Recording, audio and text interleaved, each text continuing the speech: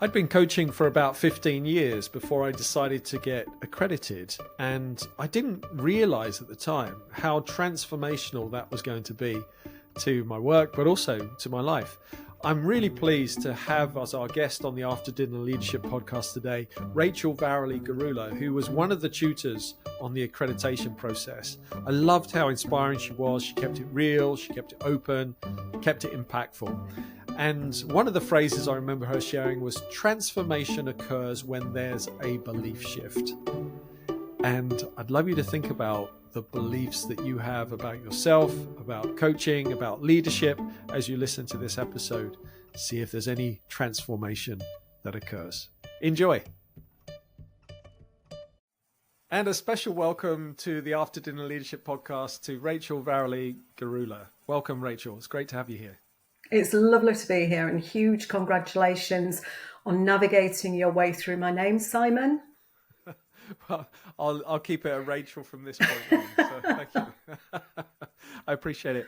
Rachel, we met when I was doing my coaching accreditation, and just I see you as a great leader, like you're a great facilitator and tutor, if I can call, if you go by that term, but yeah. I see you as a great leader in helping coaches to be more effective, and inspired by working with you over several weeks and months on our training together. And it's really good to be able to have this conversation. The conversation we didn't have, I guess, because we were working remotely. If it was a residential course, I guess we would have sat around an after dinner leadership table and chewed the fat. But it's lovely to have you here. Thank you. How are you, beginning of 2025, how are you finding your landscape coming into the year? I think it's a really interesting landscape this year, Simon, because it feels quite unsettled and volatile in some respects. But in others, people need to learn, people need to develop, people need to fulfill their potential. And I think that when we look at the landscape that we're in, whether that's a work landscape, I'm seeing quite a few people at the moment move through relocation, redundancy and things like that. The most important things is really to be fit for the market, to keep your skills up to date, to feel like you have something to give and you want to belong to something that feels really important to you. So on one hand, I think that we've got quite a bit of volatility. And on the other hand, I think that we've got a really great opportunity for people to grow and develop. And that's the stuff that really makes my heart sing. Yeah, lovely. Thank you. That's amazing. We're around this virtual dinner table. What food reminds you of your childhood, Rachel? Oh, crikey. Now, you sent me an outline of some of the things that we talk about today, Simon. And one of the things that I loved was the number of children in your household. You know, you do the washing up together and chat. I grew up in a guest house. My mum ran a guest house through the mid to late 70s, 80s and 90s. So there was always lots and lots of people in our house, but our dining room was actually given over to guests throughout the week. We only got it back on a Sunday. So Sunday lunchtime was the time that we'd sit together as a family and we'd sit and literally chew the fat. Dad would come back from the pub, probably about 4 or 5 pints in the days where people used to drink and drive and really not give a second thought to it. The pubs closed at 2, so he was always home for 1:15 and dinner was served at 20 past. Woe betide him if he was late.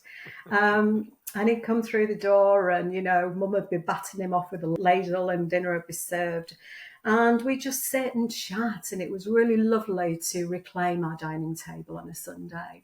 And then Dad, who suffered with his stomach, would go into the living room and we'd take him a cup of tea and he'd have a little bit of a nap, which might have been something to do with the 5 pints of Guinness. And my mum and I and my sister would just sit around the table and we'd just pick at all the bits of the meat that were left, whether it was chicken or brisket. And we just chat. And I think that they were sort of the key points of connection in my childhood. And then over the years, the table grew, children arrived, husbands arrived and left, and different ones arrived as families grow. But there's some of the most wonderful memories that I have of being a child and sitting together and having that after dinner moment. Brilliant. I love that. And if I can take you to your early 20s, what was memorable about you at that age? I had very big hair. It was the early 90s, so hair products weren't quite what they should be at that point. So I remember I had a lot of hair, still do. My 20s were really interesting. I had my daughter when I was 19, which wasn't part of the plan. But given that I didn't have a plan, it was actually the best result that I could possibly have had because it gave me focus. Yeah. And in my 20s, I was just kind of navigating through paying the bills, keeping us both alive and in one piece, all of the basics. So I didn't really have a career in my early 20s. I have a dear friend who's a vet, Leanne, who's quite magnificent. And from being a very small child, she wanted to be a vet. And so she did well at school and she went to university and she became a vet and now she runs a really successful practice. And I'm in awe of anybody who's got that vision. But not just having the vision, but actually having the wherewithal at a young age to make it happen. How do you have that sense of self? I certainly didn't. So I didn't really have a career until the 14th of February, 1997, when I had an interview for a job at Privilege Insurance. And I walked into the office and the MD at the time, very dashing, handsome young MD, was handing out red roses to all of the girls on the floor. I wonder why you would remember the date specifically. I could never forget it. It wouldn't happen now, right? But there was such a buzz and such a lovely atmosphere that I walked in, and even before the interview, I thought I need to work here. And so I had an interview, which was probably the best interview that I've ever had in my life because it was so joyous to be in that environment that just felt so vibrant that I refused to leave after the interview. I said, "Are you going to give me the job?" And it said, "Oh, we've got a few more people to see." I said, "I really want the job, so why don't you have a chat about it and I'll just wait." Anyway, they sent me off for a cup of tea, probably shaking their heads, and they offered me the job. And amazing. It was kind of the start of my career. It was the start of certainly having a sense of purpose at work and feeling like I belonged and caring really deeply about what I did. It was a call centre job. We look down on them, but we shouldn't, because call centres provide such brilliant moments of connection with clients when they do it really, really well. And I loved it. I thrived. I agree. Oh, that's amazing. I love that. Now, I am reluctant in any conversation to go through just a timeline, a chronological timeline. You give us a little taster of where this all began. But I'd love to jump to now and looking back and saying, what 3 leadership lessons do you wish you had learned earlier? Yeah. There was a thread of feedback throughout my career from my line managers saying, "Rachel, you don't have to do it all yourself." And then the other thing, when I thought about this question over the past week or so, was the concept of self-value. And trusting my instincts and being more values driven. I wish I'd known that earlier. And then the third thing is that, there are moments in your career or in an organisation where it feels clunky. And the one thing that I have learned is that if you really have a deep connection with an organisation, you can sit it out a little bit because leaders come and leaders go. So there is something about you are not your job and something about riding it out, but also knowing when it's time to go. I wish I'd been a little bit clearer in that. And I can think back to 2 or 3 roles that I probably should have gone sooner, or I should have possibly stayed a little bit longer. Yeah. That's okay. Well, that's actually, let's stay there. You clearly got some images in your mind there. What could you share around the staying longer, first of all? That comes back probably to the first company that I worked for, the first proper job. And there was a shift in leadership. And prior to that, the role had been very much about the people. So by that point, I'd started working the call centre and I managed a call centre. I've got 150 people who worked in my team. We worked over 7 days a week.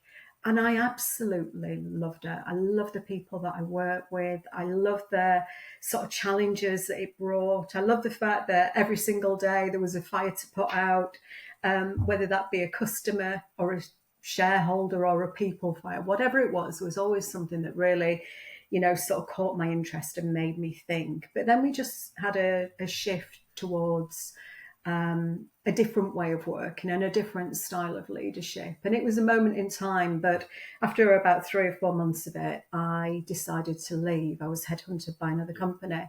And actually that other organisation was awesome, Simon. I don't regret going there. It was fantastic to work in a different way. But I do often look back at that first company and just think there was a little bit of me that found a spiritual home there.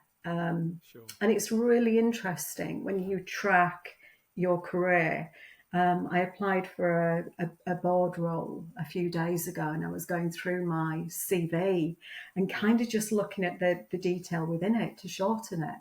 They only wanted 1 or 2 pages and I think mine could run to about 6 or 7 quite easily. And it was interesting when I look back. It kind of stirs memories.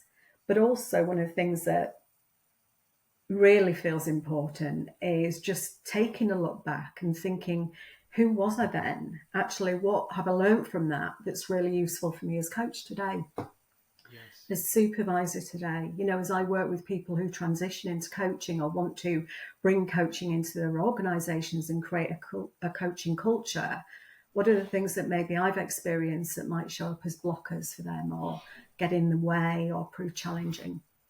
Yeah. Amazing. I think that's amazing. And what about the other side in terms of? I mean, I know it's in the same space, but leaving, knowing when to go. It's similar. I know, but have you got experience you recall in terms of right? It was really clear. Yeah, this is the time to move. There was one role that I had which didn't play to my skill set. And actually, this is a really interesting thing that I see time and time again with people. It often crops up in coaching, that quite often companies hire because they want something different. And when they get that something different through the door, they don't know what to do with it. So there was certainly one occasion in my career where I stayed in a role for about a year. Not terribly long, but I probably shouldn't have stayed that long. They'd hired because they wanted something else, but when they got it, it didn't fit what they needed. So I was a wrong fit for them. But often I've seen that in my career where people have been hired and they get into the job and it's like, oh, well, that's great, but it's not the way that we do things around here. So could you do it like this, please? It's one of the reasons that I see people leave organisations. They've been hired for something, but when they've actually got there and tried to deliver it, the organisation maybe hasn't been ready for it, or they've not quite known how to use that person's skills. Really, really interesting conundrum. Yeah, it is. I haven't given that a huge amount of thought, actually. That's going to spark a whole interesting reflective point here. I'm just thinking of somebody that I'm working with that sits really nicely with. Thank you. I remember when we were doing the coaching accreditation, one of the phrases, I was looking through my notes earlier today, was transformation occurs when there's a belief shift. You clearly went from quite heavily operational management roles into developing people and coaching as a full-time profession. So what was the transformation? What was the belief shift that led to that transformation for you? It was just a massive light bulb bingo moment. I had my first coaching session and I didn't really know what coaching was. I got a really sensible job. I can picture my office today. You know, I got the sort of office set up with the laptop and the big PC and monitor, and then the little circle desk where I'd have my meetings. And my coach came in, and about 3 minutes into the coaching session, I was like, oh, right, I'm sat at the wrong side of the table. This is the work that I should be doing. Because I'd always been really drawn to the people element of operational management. It was always the stuff that I just really enjoyed. Whether it was developing, whether it was managing, whether it was leading a team to deliver business objectives, whether it was managing, you know, sort of tricky board members, all of that stuff had always been really fascinating for me. So a few minutes into the first coaching session that I ever experienced, I decided that I was going to train as a coach. What happened there, Rachel? What was going on in that moment? How did you know within a few minutes? What do you recall? I had no idea, but I knew that in my current career something was missing. I loved probably about 70 to 80% of it, but it didn't, and this is a phrase that I use quite a lot, Simon, it didn't make my heart sing. And coaching has always felt like that for me. It's work that I love. And as I've turned 50 a few years ago, once you get over that 50 hill, you kind of look at the world in a slightly different way. And you want to spend time doing stuff that does make your heart sing, the things that feel really important. I realised that the person sat across from me was doing work that just felt fascinating. Not that I was necessarily fascinating, but she got to be professionally curious. Yes. And I retrained a few months later. I became a coach in 2008. And I nearly fall off my chair every time I think about that, Simon. I've been doing this now in various different guises for nearly 20 years. Amazing. I it's not infrequent that I have people asking for just a call, just to talk about making that shift themselves and trying to learn from my experience or whatever. I'm just talking it through, and I'm so passionate about this work that I can't help kind of endorse them to take the step if that's truly what they feel, because it's such a rewarding space, and if they can make sure they're really, you know, aligned with that value or their values to deliver you know, these transformations for clients or whatever their specialism that they want. I can't think of a better place to be, but I'm very biased, of course. Yeah. I kind of think that coaching is one of those things that we should teach in school, right? These are really basic life skills. Giving people the opportunity to be authentically who they are in a space with you, giving them the opportunity to say whatever they need to say, to be able to ask and respond to questions with somebody who is going to receive them with respect. Being able to create a space of trust with people. You know, I look at schools now and I think we should teach foreign language to every child from the age of 4. We should teach tech and coding, and we should teach a bit of coaching as well. Yes. I think the world would probably be a better place. Yeah, I agree. I'd love to come to your second leadership lesson, if I could. And you mentioned about trusting your instinct, and I think I've written down here kind of self-value. Yeah. And my sense is that you probably feel a little bit more tuned to that now in the work that you're doing. And how would you have gone about learning that earlier? What would need to have happened for you to have trust your instinct a little bit more? I think it's a really interesting question. And I've tried to answer it for myself. And I think that I keep coming back to the fact that I was born in 1971.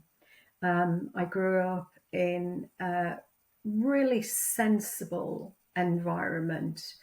It was an olden town, largely a pit town. My dad was a miner. My mum, as I said, ran a guest house. So quite a working class and really sensible environment. You know, everybody's kind of the same, Simon.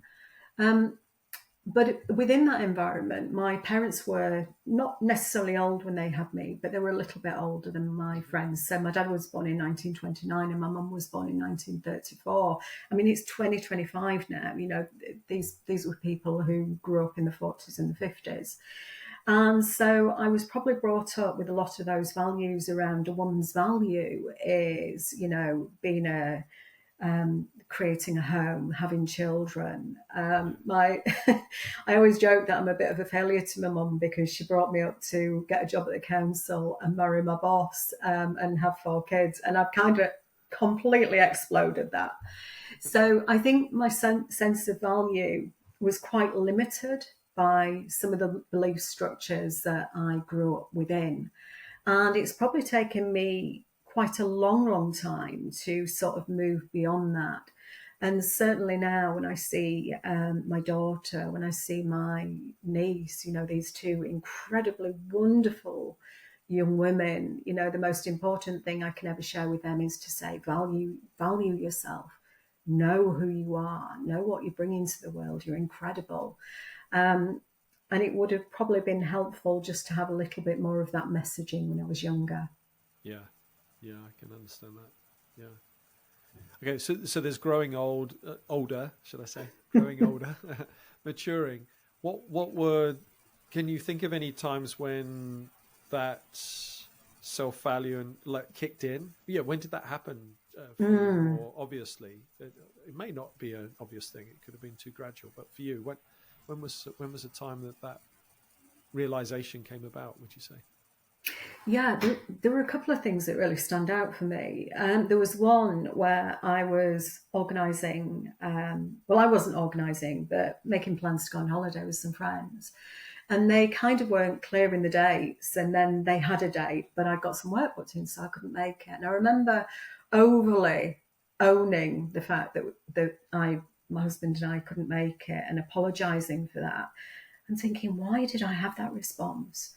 And when I took a step back from it and really thought it through, because it was overly apologetic, it was a little bit silly. They probably thought I'd gone a bit mad. But it was definitely something to do with boundaries and having really clear boundaries. Yeah. And then also, as a business owner, I have to price the services that I provide. And actually, what I've learned to do, and I talk to learners about this on the Barefoot program, is I talk to them about the fact that as a coach, I bring so many things to the table. I've got years of business experience. I've been a manager. I've worked in difficult internal politics situations. Yeah. I've delivered on business objectives. I've managed huge budgets, large groups of people. I've done all of that. And that's even before I price in for the coaching. I've been a coach for nearly 20 years now. I probably spent about £30,000 to £40,000 on my own CPD. I'm continuously investing in myself. I'm now a qualified supervisor, team coach, all of that. So I've had to kind of accept my value in some respects. And also, I'm a pretty awesome human being. I'm nice, I'm kind, I care about people. So all of that stuff adds on as well. Yeah. Thanks, Rachel. I appreciate that. And I guess just to wrap up the 3 lessons learned, we kind of worked in reverse order here, that this sense that you don't have to do it all yourself. Yeah, I'd love to just explore that a little bit more, how you have moved on from that thinking, I guess. This is such a gift. Because we step into roles, particularly as managers, first line managers, second line managers, and we sort of get there. You might be new to an organisation and they've recruited you, and you step in just thinking, right, I've got to be the best possible version of myself. I've got to deliver everything. I've got to have all the answers. I've got to preempt the questions before they arrive. And it's nonsense. Don't need to do that. We need to hire really great people and give them space to do their job and support them and nurture them. I really wish I'd known that sooner. That thread throughout my leadership career from line managers was, Rachel, you don't need to do it all yourself. I think I've probably got a really strong try hard driver and a be strong driver as well. I don't think there's any 2 ways about that. And it always showed up for me, trying to probably prove my worth. These things are all interlinked, I'm sure. But now when I talk to coaches in training, I always share this message. As a coach, I can work with a chief technical officer. I can work with a founder. I can work with a head of finance. I have no concept of their day job. I don't know what they need to do to make the widgets work, to produce the whatever.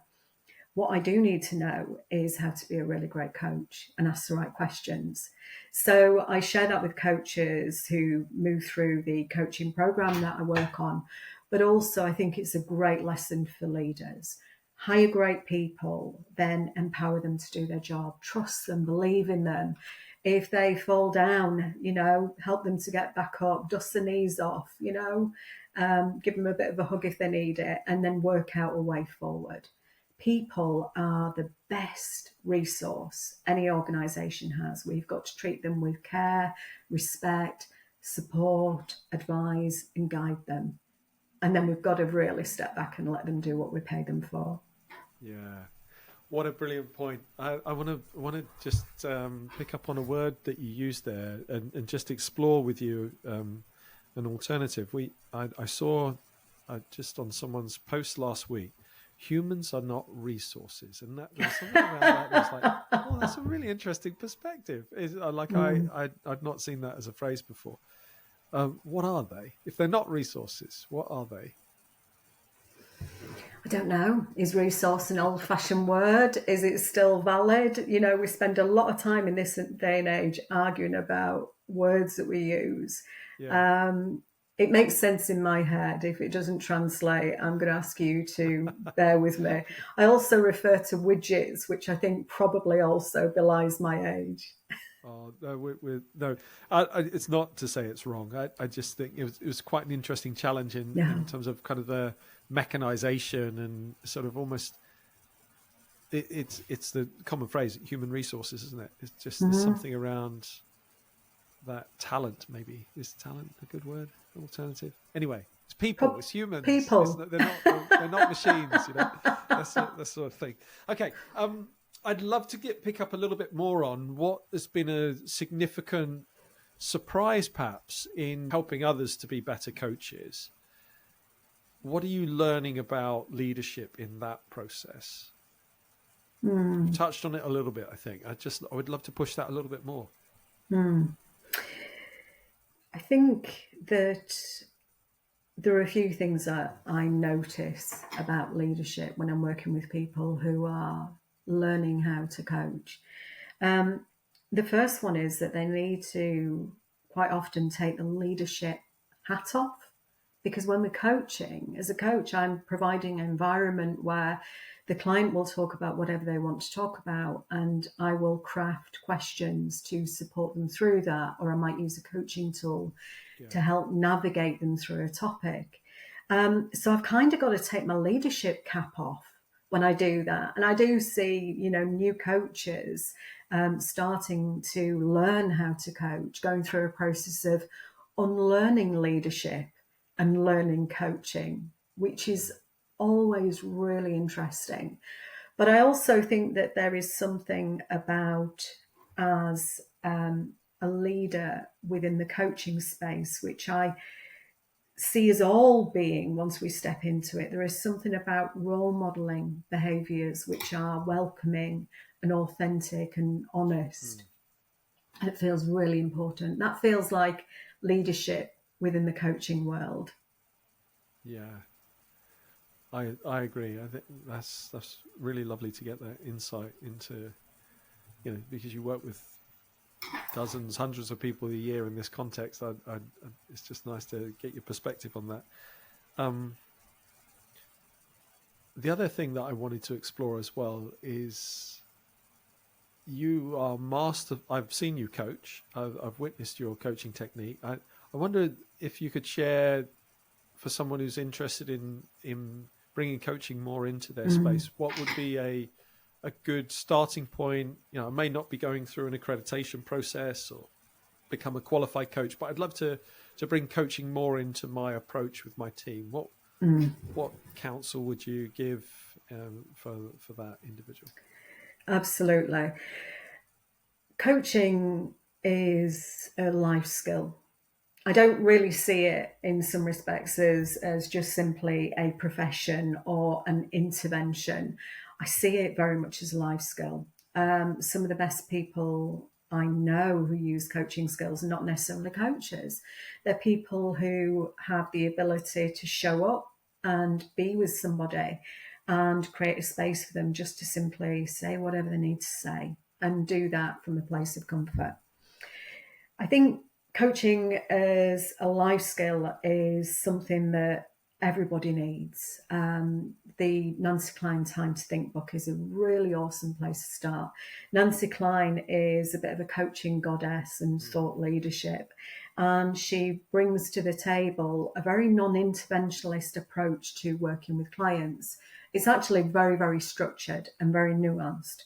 But at its most basic concept is simply asking a question and allowing the person who's going to respond time to think about what their response is, time to sort of meander in their mind and draw out anything else that they want to say.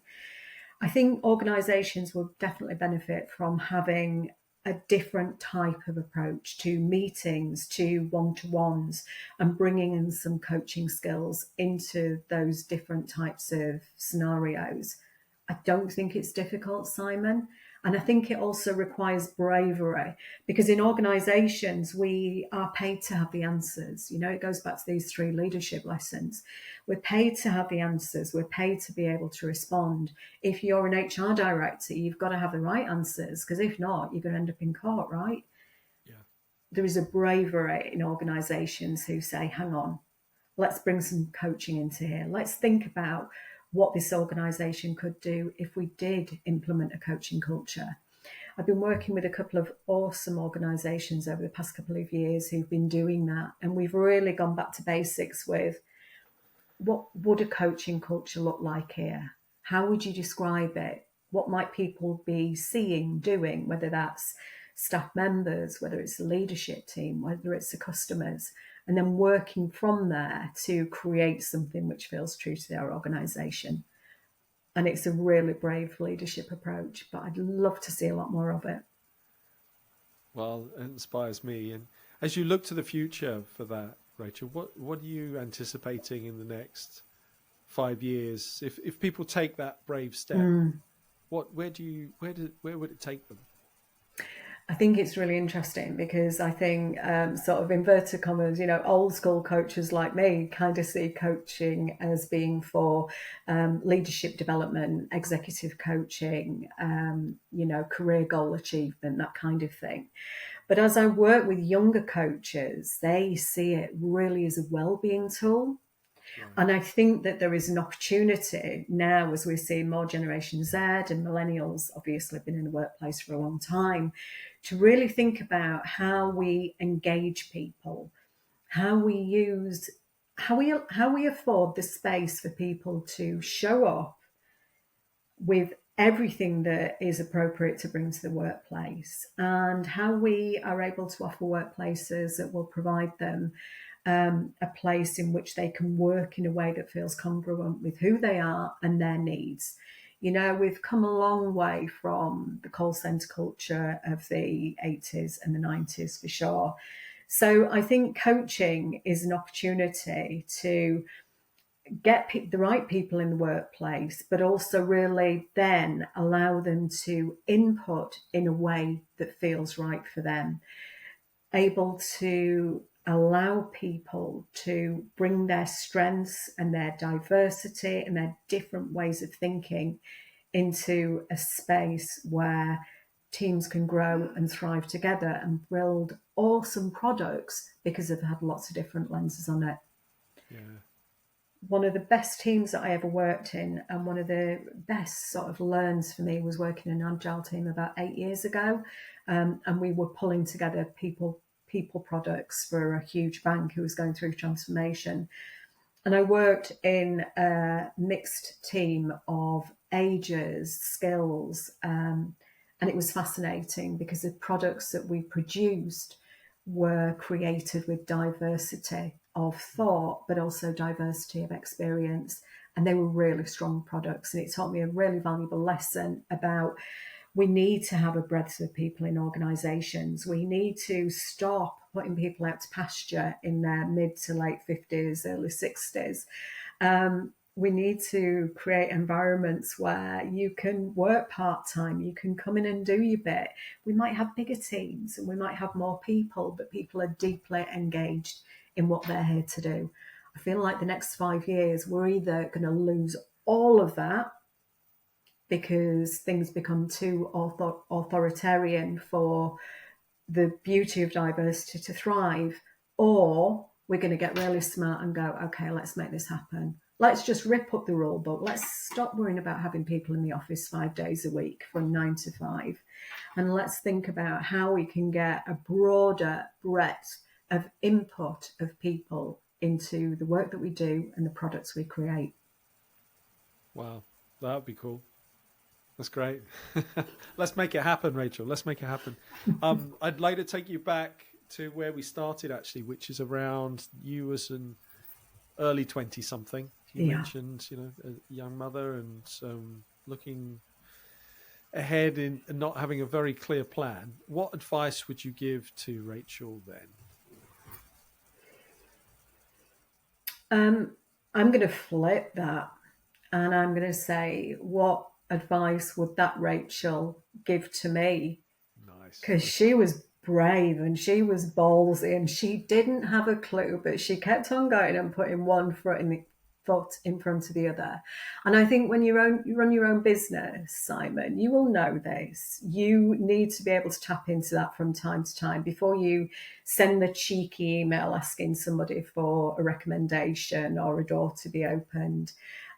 When you're sat in front of your laptop and you're thinking of 10 other things that you could do instead to procrastinate, actually, sort of getting out there and doing whatever it is that you need to do. So I think I would prefer to have her advice, and she'd be like, oh, just get on and do it. Just get on and do it. Thank you. No, I think it's a great flip, and thank you so much for doing that.